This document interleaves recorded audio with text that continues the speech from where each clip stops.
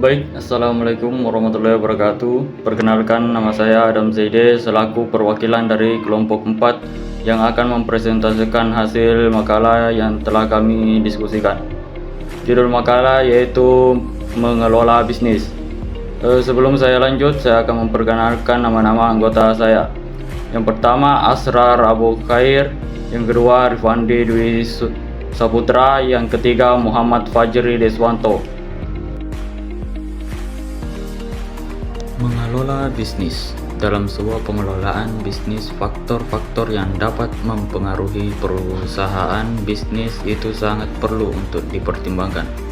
Dengan begitu, pengambilan keputusan untuk pengelolaan perusahaan bisnis akan menjadi lebih efisien dan menghasilkan suatu keputusan tepat yang akan membuat kemajuan perusahaan bisnis itu sendiri. Tujuan pembelajaran: 1. Menetapkan sasaran dan merumuskan strategi sebagai langkah awal manajemen yang efektif. 2. Menjabarkan 4 aktivitas yang membentuk proses manajemen. 3. Mengidentifikasi tipe-tipe manajer berdasarkan tingkatnya. 4. Menjelaskan 5 manajemen yang mendasar. 5. Menggambarkan pengembangan dan menjelaskan arti penting budaya perusahaan. A. Menetapkan sasaran dan merumuskan strategi. Langkah awal dalam manajemen yang efektif adalah menetapkan sasaran goal, yaitu tujuan yang diharapkan untuk dicapai suatu bisnis. Namun demikian, para manajer juga harus membuat keputusan mengenai tindakan-tindakan yang akan dan tidak akan mencapai sasaran perusahaan. Pada sebagian besar perusahaan, program dan cakupan luas mendasari keputusan itu. Program tersebut disebut strategi. 1. Menetapkan sasaran bisnis. Sasaran bisnis merupakan target kinerja yang sebagai alat ukur keberhasilan dan kegagalan yang diukur oleh organisasi dan manajer mereka pada tiap tingkatan. 2. Tujuan penetapan sasaran. Organisasi berfungsi secara sistematis karena organisasi itu menetapkan sasaran dan rencananya. 3. Merumuskan strategi. Strategi cenderung memiliki cakupan yang lebih luas. Berdasarkan definisinya, strategi merupakan program luas yang menggambarkan maksud organisasi. Karena strategi yang dirumuskan dengan baik sangat penting bagi keberhasilan suatu bisnis terhadap tantangan dan kebutuhan baru.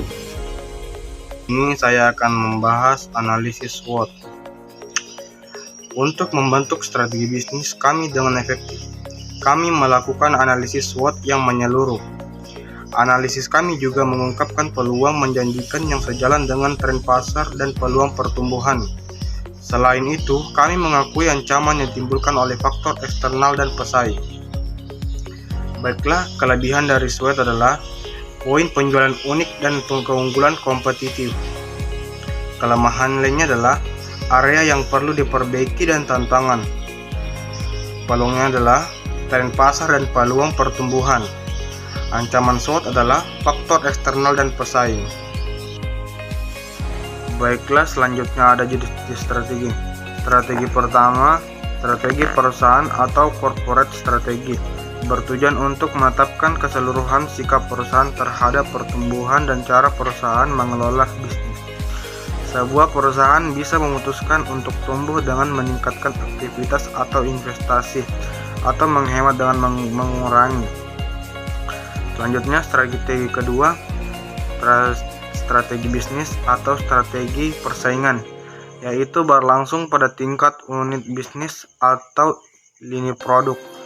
Berfokus pada peningkatan posisi bersaing perusahaan. Dalam hal ini, perusahaan telah berkomitmen memperluas tawaran produknya dan melayani pelanggan melalui teknologi baru. Selanjutnya, strategi ketiga, strategi fungsional. Pada level ini, para manajer dalam bidang spesifik memutuskan cara terbaik mencapai tujuan perusahaan dengan bekerja seproduktif mungkin. Strategi ini membentuk dasar rencana bisnis. Proses manajemen. Manajemen merupakan proses perencanaan, pengorganisasian, pengarahan, pengawasan sumber daya finansial manusia, serta informasi suatu perusahaan untuk mencapai sasarannya. Para manajer harus menguasai penggunaan seluruh sumber daya itu. Seluruh aspek pekerjaan seorang manajer saling berkaitan. Bisa jadi tiap manajer akan dituntut untuk terjun dalam tiap aktivitas selama jangka waktu tertentu. Tipe manajer. Tingkatan manajemen. Yang pertama, manajemen puncak. Manajer puncak bertanggung jawab atas keseluruhan kinerja dan efektivitas perusahaan. Mereka menetapkan kebijakan umum, merumuskan strategi, menyetujui seluruh keputusan penting, dan mewakili perusahaan dalam menghadapi perusahaan lain serta badan-badan pemerintah. Manajer. Yang kedua itu manajer menengah. Manajer menengah bertanggung jawab menjalankan strategi, kebijakan, dan keputusan yang dibuat oleh manajer puncak. Yang ketiga itu manajer lini pertama, yaitu mereka menghabiskan sebagian besar waktu mereka untuk bekerja dan menyelia karyawan yang melapor kepada mereka. Dasar keterampilan manajemen. Yang pertama itu keterampilan teknis, keterampilan yang diperlukan untuk melaksanakan tugas khusus seperti kemampuan program menuliskan kode, kemampuan akuntan untuk mengaudit laporan keuangan perusahaan, dan lain-lain. Yang kedua itu keterampilan hubungan manusia, kemampuan untuk memahami dan bekerja sama dengan orang lain. Seorang manajer dengan keterampilan hubungan manusia yang buruk akan mengalami masalah dengan bawahannya.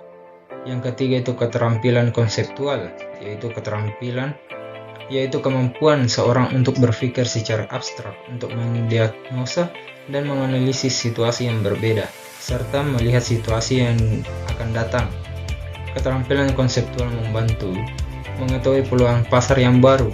Keterampilan itu juga dapat membantu para manajer menganalisa kemungkinan hasil keputusan-keputusan mereka. Yang keempat itu keterampilan pengambilan keputusan, yang mencakup kemampuan menentukan masalah dan menyeleksi tindakan yang terbaik. Yang kelima itu keterampilan pengelolaan waktu, berkaitan dengan penggunaan waktu yang dimiliki oleh para manajer secara produktif. Baiklah, di sini saya akan melanjutkan penjelasan dari rekan kelompok saya. Manajemen dan budaya perusahaan. Setiap perusahaan memiliki identitas unik yang disebut sebagai budaya perusahaan atau corporate culture, yakni pengalaman, kisah, kepercayaan, dan norma-norma bersama yang memberikan ciri pada suatu organisasi. Budaya membantu menetapkan iklim kerja dan bisnis yang terjadi dalam suatu organisasi. Budaya perusahaan yang kuat memiliki beberapa tujuan. Hal yang terpenting, budaya dapat mengarahkan usaha karyawan dan membantu pekerjaan setiap orang menuju tujuan yang sama. Budaya perusahaan mempengaruhi filosofi, gaya, dan perilaku manajemen. Dengan demikian, para manajer harus sangat cermat dalam mempertimbangkan jenis budaya yang ingin mereka tetapkan di organisasi mereka. Yang terakhir, kesimpulan. Dalam perusahaan bisnis terdapat berbagai jenis strategi yang bisa digunakan oleh semua perusahaan dan tiap-tiap perusahaan menggunakan strategi yang berbeda. Setiap perusahaan juga memiliki sasaran yang ingin dicapai oleh perusahaannya dengan menggunakan berbagai strategi untuk mencapai sasaran perusahaannya masing-masing. Sebuah perusahaan bisnis sangat tergantung pada manajemen yang efektif, baik itu perusahaan kecil maupun perusahaan besar. Manajemen perusahaan bisnis itu sendiri tergantung akan keputusan dari seorang manajer yang mana di dalam hal ini dituntut untuk memiliki strategi dan rencana yang taktis.